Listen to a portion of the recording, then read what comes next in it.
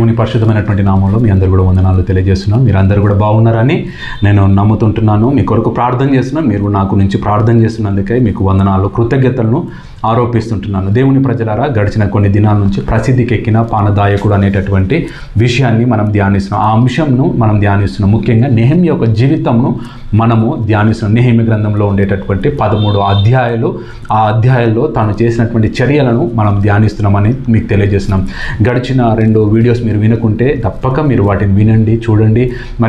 వాటిని మీ జీవితానికి అన్వయించుకొని ఇతరులకు షేర్ చేయాలని కూడా నేను ప్రేమతో కోరుతుంటున్నాను. దయచేసి మీరు ఇదే విధంగా నన్ను ప్రోత్సహించాలని ప్రేమతో బ్రతిమలాడుకుంటున్నాను. ఈ దినాన ఇంకొక విషయాన్ని కూడా మీ ఎదుటికి తీసుకురావాలని కోరుతుంటున్నాను. మొదటి విషయం నేను తెలియజేశాను, నిలబడినటువంటి నెహెమ్యాని మీకు జ్ఞాపకం చేశాను. ప్రసిద్ధికి ఎక్కడానికి వెళ్ళినటువంటి కారణం నిలబడ్డాడని.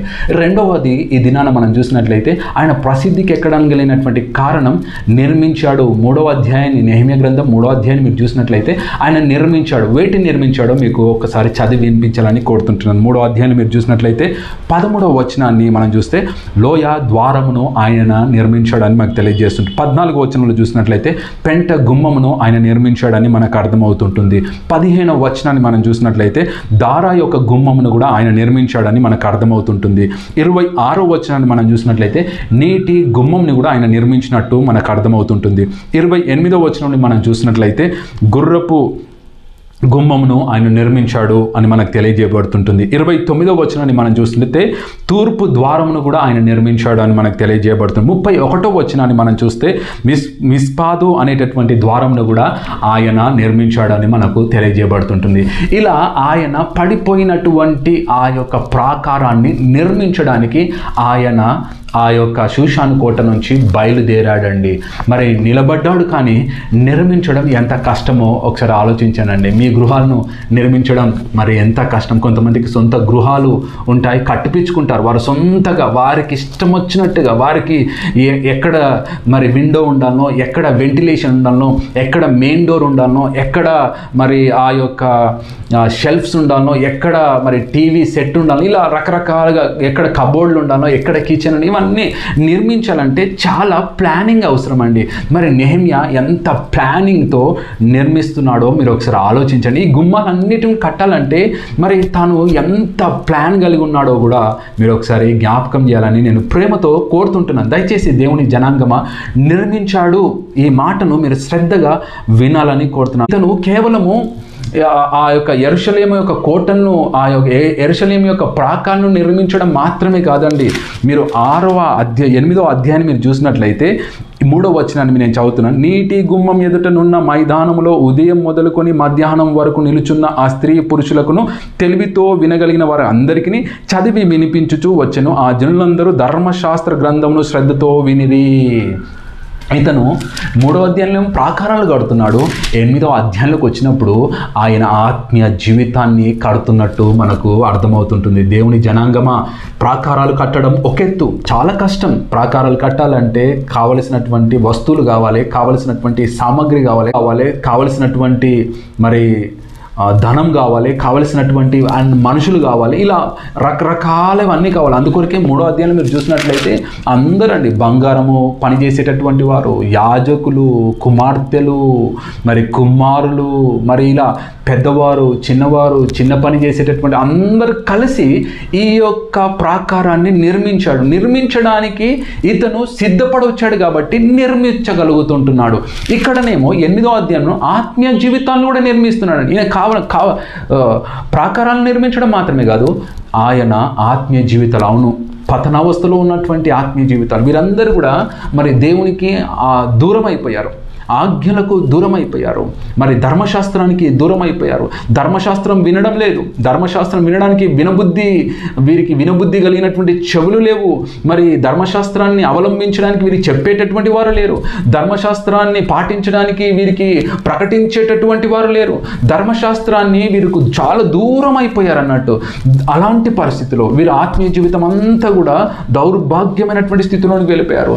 దుష్ట పనులు చేస్తుంటున్నారు, దేవునికి వ్యతిరేకమైనటువంటి పనులు చేస్తున్నారు, దేవునికి ఇష్టం లేనటువంటి పనులు చేస్తున్నారు, దేవుడు మరి అసహించుకునేటటువంటి పనులు చేస్తున్నారు, దేవుడు అసహించుకునేటటువంటి కార్యాల్లో నిమగ్నమవుతున్నారు, పాపపు కోరికలతో జీవిస్తున్నారు.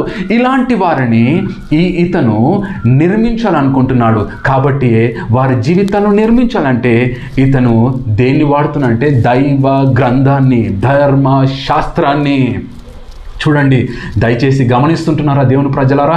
ప్రాకారాలు కడుతున్నాడు, అంత మాత్రమే కాదు, వారి ఆత్మీయ జీవితాలను కూడా కడుతున్నాడండి. చూడండి, ఎంత ఆనాడు మిషనరీలు వచ్చి కేవలం వారు ప్రాకారాలు మాత్రమే కట్టలేదండి, వారు కేవలము మనకు ఏదో గృహాలు మాత్రమే ఇవ్వలేదండి, మన ఆత్మీయ జీవితాలను కూడా వారు సరిచేశారండి. మనకు యేసు అంటే ఎవరో నేర్పించారు, యేసు ప్రభు యొక్క ప్రేమను మనకు చూపించారు, యేసు ప్రభు ఏం చేయగలుగుతాడో వారు మనకు దైవ గ్రంథంలో నుంచి మనకు వివరించారు. ఎంతోమంది త్యాగమూర్తులు, ఎంతోమంది మరి మిషనరీలు సేవలు అందించారు. ఎందుకొరకు అందించారంటే దేవుని వాక్యం మన జీవితాలను బాగు చేస్తుందని వారికి బాగా తెలుసు. అందుకొరకు నెహెమ్యా కూడా ప్రాకారాలు కట్టాడు. కట్టిన తర్వాత మరి ఆత్మీయ జీవితాన్ని చూస్తున్నాడండి. అవును, ప్రతి కాపరి, ప్రతి నాయకుడు, ప్రతి యజమానుడు, ప్రతి యజమానురాలు, ఇంటికి పెద్ద ప్రతి ఒక్కరు కూడా ఆత్మీయ మనకు గృహాలు కడతారండి. తల్లిదండ్రులు గృహాలు కట్టిస్తారు. పితరులు ఇచ్చేటటువంటి స్వాస్థ్యం అది గొప్పది. కానీ వారి ఆత్మీయ జీవితాన్ని నిర్లక్ష్యం చేస్తుంటారు. అంటే బిడ్డల ఆత్మీయ జీవితాలను పట్టించుకోరండి. బిడ్డలు ఎటైనా వెళ్ళిపోవచ్చు, బిడ్డలు ఏవైనా చదువుకోవచ్చు, బిడ్డలు ఏవైనా చూసుకోవచ్చు, బిడ్డలు ఎవరితోనైనా తిరగవచ్చు, బిడ్డలు ఎవరినైనా వివాహం ఆడవచ్చు, బిడ్డలు ఎవరితోనైనా స్నేహం చేయొచ్చు, బిడ్డలు ఏ ఫంక్షన్కైనా వెళ్ళొచ్చు, బిడ్డలు ఎలాంటి పబ్బుకైనా వెళ్ళొచ్చు, బిడ్డలు ఎలాంటి చోటుకైనా వెళ్ళొచ్చు. కాదు బిడ్డలారా, దేవుని ప్రజలారా, గమనిస్తుంటున్నారా? దయచేసి ఈ విషయాన్ని మీరు శ్రద్ధగా ఆలకించాలని కోరుతున్నారు. ఈ నెహెమ్యా ప్రాకారాలు కట్టడం మాత్రమే కాదు, ప్రజల ఆత్మీయ జీవితాన్ని గడుతుంటున్నాడు. ప్రజలు ఎక్కడ పడిపోయాడో అక్కడ వారిని సరి చేయాలనేటటువంటి ఒక గొప్ప దృఢ సంకల్పంతో ఉన్నాడండి. అందుకొరకే ధర్మశాస్త్రాన్ని వారికి వినగలిగినటువంటి వారికి అందరికీ వినిపించాడండి. దేవుని ప్రజలారా, మనం కూడా మన బిడ్డను కూర్చోబెట్టి దేవుని వాక్యాన్ని వినిపించాలి. వారి జీవితాన్ని కట్టాలి. వారి జీవితానికి ఏది అవసరం అంటే, ఈ లోకంలో ఏదైనా ప్రాముఖ్యమైనది ఉందంటే అది దేవుని వాక్యము. దేవుని వాక్యం ద్వారా వారిని సరిచేయవచ్చు. అందుకొరకే నెహెమ్యా వారి జీవితాలను కడుతున్నాడు. మీరు కొన్ని అధ్యాయాల తర్వాత చూస్తే వారి యొక్క సామాజికమైనటువంటి ఆ లైఫ్ స్టైల్ కూడా మారుస్తున్నాడండి. వారి సామాజికమైనటువంటి జీవన విధానాన్ని కూడా, అంటే చాలామంది సమాజాన్ని కూడా కడుతున్నాడు. అవును, ఆనాడు ఈనాడు ఎప్పటి కూడా అండి క్రైస్తవులు కేవలము ఒకే దాని మీద ఫోకస్ చేయరండి. వారికి కావలసినవన్నీ కూడా అనుగ్రహిస్తారు. అంటే ప్రాకారాలను కడతారు, ఆత్మీయ జీవితాన్ని కడతారు, సమాజానిలో కూడా గొప్ప వెలుగుని తీసుకొస్తారు. అక్కడ సమాజంలో ఎంతో పాపం విస్తరిస్తుంది. ఒకరు మరి అన్య వివాహాలు ఆడుతున్నారు, అన్య స్త్రీలతో వివాహం ఆడుతున్నారు, వేరే రకరకాలమైనటువంటి భార్యలు కలిగి జీవిస్తుంటున్నారు, రకరకాల పురుషులతో జీవిస్తుంటున్నారు. ఇలాంటి పాపపు మరి ఇచ్చలతో ప్రజలుంటే వారిని కూడా సరి చేసిన అధికారులు మరి లంచాలు తీసుకుంటున్నారు, దౌర్జన్యంగా పేదవారి మీద దౌర్జన్యాన్ని చూపిస్తుంటున్నారు, అప్పులకి ఇస్తుంటున్నారు, మిత్తిలకి ఇస్తున్నారు. ఇవన్నిటిని కూడా నాయకుడు నిర్మిస్తుంటున్నాడు. దేవుని జనాంగమా, ఈ దినాన ఈ విషయాన్ని ఎందుకు మీ ఎదుటికి తీసుకుని వస్తున్నా తెలుసా? వీఆర్ కాల్ టు బిల్డ్ అనేటటువంటి విషయాన్ని చెప్పడానికి విషయాన్ని మీకు జ్ఞాపకం చేస్తున్నాం. మనం చీకట్లో నుంచి ఆశ్చర్యమైనటువంటి వెలుగులోనికి ఎందుకు పిలువబడ్డామో తెలుసా? మనము పాపంలో నుంచి పరిశుద్ధమైనటువంటి జీవితంలోనికి ఎందుకు పిలువబడ్డామో తెలుసా? అంధకారంలో నుంచి మనం అద్భుతమైనటువంటి జీవితంలోనికి ఎందుకు పిలువబడ్డామో తెలుసా? మృత్యువులో నుంచి జీవంలోనికి మనం ఎందుకు ప్రభు మనల్ని పిలిచాడో తెలుసా? ఈ లోకంలో నుంచి మనం నిత్య రాజ్యంలోనికి ప్రభు మనల్ని ఎందుకు పిలిచాడో తెలుసా? ఒకే కారణం, we are called to build, not to destroy. ఈ మాటను మీరు గుర్తుపెట్టుకోవాలి. We are called to build, not to destroy. మనము నిర్మించడానికి పిలువబడ్డామండి. అవును, మన ప్రభు నిర్మించేటట్టు, యెహోవా ఇల్లు కట్టని ఎడలా కట్టువారి ప్రయాస. అంటే యెహోవా ఇల్లు కట్టేటటువంటి వాడు మన ప్రభు అని మనకు అర్థం చేసుకోవాలన్నట్టు. ఆయన భూమిని ఆకాశంలో కూడా కట్టాడు, ఆయన నిర్మించాడు. ఆయన శూన్యంలో అంధకారంలో ఆయన నిర్మించాడు. అంటే he is the builder of everything. Hour God is a builder, not a destroyer. ఆయన నిర్మాణకుడు, ఆయన మరి కూలగొట్టేటటువంటి వాడు కాదు. ఈ దినాన ఎంతోమంది కూలగొడుతున్నారండి. ఒక మంచి చక్కని పచ్చని కాపురాలని కూడా కూలగొట్టేస్తుంటున్నారండి. పరిశుద్ధమైనటువంటి ఆత్మీయులను కూడా పడగొట్టేస్తుంటున్నారండి. మంచి సమాజాన్ని కూడా విడగొట్టేస్తుంటున్నారండి. మంచి ఆత్మీయులను కూడా, ఆత్మీయుల మధ్యలో కూడా విభేదాలను తీసుకొని వస్తున్నారు. సంఘాలను చీల్చేస్తున్నారండి. సమాజంలో ద్వేషాన్ని పుట్టిస్తున్నారండి. ఎంత అక్రమము, ఎంత అవినీతి, ఎంత అపరిశుద్ధత, ఎంత అంధకారాన్ని సృష్టిస్తున్నారు దేవుని జనాంగమా. ఈ దినాన దేవుని వాక్యం వింటున్నటువంటి వారు తప్పక మీరు కట్టేటటువంటి వారు అని చెప్పడానికి ఈ నెహెమ్యాను మీ ఎదుటి తీసుకొని, నెహెమ్యా కడుతున్నాడు అంతే అండి. పడగొట్టడం ఆయనకు అధికారం లేదా అండి? పడగొట్టడానికి ఆయనకు అన్ని అధికారాలు ఉన్నాయి. కానీ ఈ knows that he is called to build. ఈ దినాన నీవు కూడా నీ బిడ్డలను కట్టాలి అని ప్రభు కోరుతాడు. నిర్మించాలి, వారి వ్యక్తిత్వాన్ని నిర్మించాలండి. అవును, వ్యక్తిత్వాన్ని నిర్మించడం ఎంత కష్టమో తెలుసా అండి. ఒక ఇన్నర్ క్యారెక్టర్ని బిల్డ్ చేయాలంటే చాలా కష్టం అండి. మన బిడ్డల ఎదుట మన ప్రవర్తన చక్కగా ఉండాలి. ఒక ఇన్నర్ క్యారెక్టర్ని బిల్డ్ చేయాలంటే we should be afraid before our God. మనము చక్కగా ఉండాలండి, మనం సరిగ్గా ఉండాలండి, మనము చాలా యథార్థంగా ఉండాలండి, మనము చాలా పరిశుద్ధంగా ఉండాలండి. We should build our child's character అనేటటువంటి విషయాన్ని మీకు జ్ఞాపకం చేయండి. We should build our society అనేటటువంటి విషయాన్ని మీకు జ్ఞాపకం చేయండి. We should build our church అనేటటువంటి విషయాన్ని మీకు జ్ఞాపకం చేస్తున్నాను. We should build our society అనేటటువంటి విషయాన్ని మీ ఎదుటకు జ్ఞాపకం చేస్తుంటున్నానండి. We should build our surroundings అండి. We should build our relatives అండి. We should build our relationships అండి. We should build. We are called to be build, not to destroy. ధ్వంసం చేయడానికి కాదండి, బుల్డోజర్లు వాడడానికి కాదండి, మనము బిల్డ్ చేయడానికి దేవుడు మనల్ని జ్ఞాపకం చేసుకుంటున్నాడు. బిల్డ్ చేయడానికి దేవుడు మనల్ని పిలిచాడు. అందుకొరకండి ఇది నన్ను కడుతున్నావా, కూలగొడుతున్నావా? ఈ ప్రశ్నకు నీవే ఒక్కసారి సమాధానం చేసుకోమని. నువ్వు కూలగొట్టడం చాలా సులువు అండి. ఒక చెడ్డ వార్తను సృష్టిస్తే కూలగొట్టొచ్చండి. ఒక చెడ్డ సమాచారాన్ని వ్యాప్తి చేస్తే కూలగొట్టొచ్చండి. ఒకరి ఇమేజ్ని పాడు చేయడం it is very easy నవర్ days. ఒక వ్యక్తి ఒక పేరును, ఒక సంఘాన్ని, లేకుంటే ఒక సమాజాన్ని,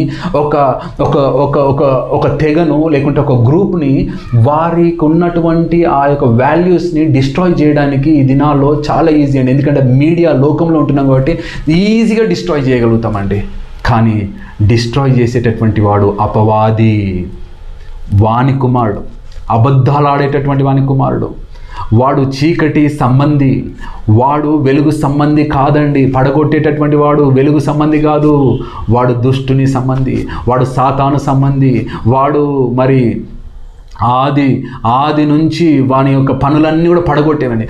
ఆదాము అవ్వను పడగొట్టేశాడు పాపంలో, నోవాను పడగొట్టేశాడు, అబ్రహాంను పడగొట్టేశాడు, దావీదును పడగొట్టేశాడు, ఇలా అనేకులు పడగొట్టాడు. కానీ కృపగలిగినటువంటి దేవుడు వారిని నిలబెడుతూనే ఉన్నాడండి, వారిని కట్టుతూనే ఉన్నాడు. వారి వ్యక్తిత్వాన్ని కట్టాడు, వారి విశ్వాసాన్ని కట్టాడు, వారి పరిశుద్ధతను కట్టాడు, వారి ఆత్మీయతను కట్టాడు, వారి దగ్గర ఉన్నటువంటి బలాన్ని కట్టాడు, వారిని గొప్పవాళ్ళుగా నిలబెట్టాడు. దేవుని జనాంగమా, ఇది నీకు నాకు ఒకే పని ఇచ్చాడు. ఏంటంటే కట్టేటటువంటి పని, కూలగొట్టేటటువంటి పని కాదు. నువ్వు కూలగొడుతున్నావా? అయితే నువ్వు అపవాది సంబంధివి.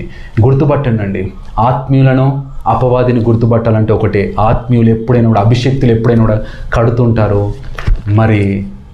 అంధకార సంబంధమైనటువంటి వారు, అపవాది సంబంధమైనటువంటి వారు ఎప్పుడు కూలగొడుతుంటారండి.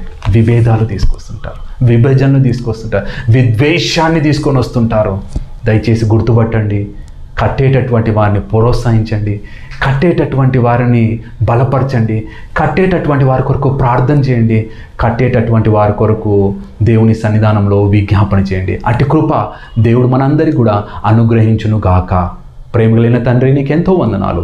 ఈ దినాన కట్టేటటువంటి వారిగా దేవా మమ్మల్ని పిలిచావు, నిర్మించేటటువంటి వారిగా మమ్మల్ని పిలిచావు.